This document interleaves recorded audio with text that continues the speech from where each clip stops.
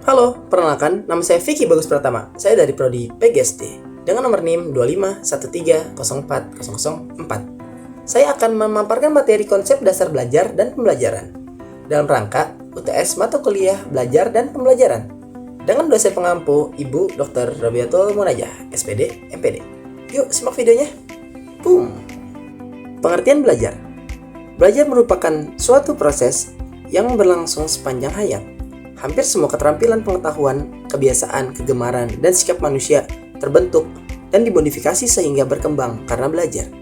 Dengan begitu, belajar merupakan proses penting yang terjadi dalam kehidupan setiap orang.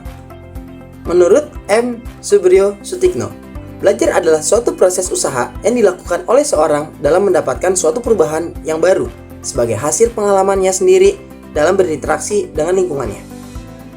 Menurut Moh Surya, menyatakan bahwa suatu proses usaha yang dilakukan individu untuk memperoleh suatu perubahan tingkah laku yang baru secara keseluruhan sebagai hasil pengalaman individu itu sendiri dalam interaksinya dengan lingkungan.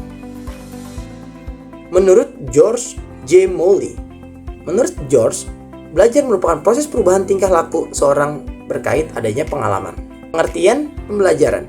Pembelajaran dimaknai kegiatan yang berproses melalui tahapan perencanaan, pelaksanaan, dan evaluasi dengan tujuan untuk membahas teori tentang konsep belajar dan pembelajaran di tingkat pendidikan dasar dengan harapan dapat dijadikan rujukan dalam mencari terobosan baru untuk meningkatkan kemampuan guru maupun calon guru dalam melaksanakan proses pembelajaran kepada peserta didik. Teori belajar. Yang pertama ada teori behavioristik, yaitu perubahan tingkah laku yang teramati sebagai hasil dari stimulus dan respon. Yang kedua, ada teori kognitif, proses internal di dalam pikiran, persepsi, ingatan, pemecahan masalah yang menyebabkan perubahan pemahaman. Teori konstruktivistik, proses belajar di mana individu membangun atau belajar melalui pengalaman dan interaksi sosial. Lalu ada teori humanistik, pengembangan dari individu secara utuh menekankan pada motivasi, potensi, dan pengalaman pribadi.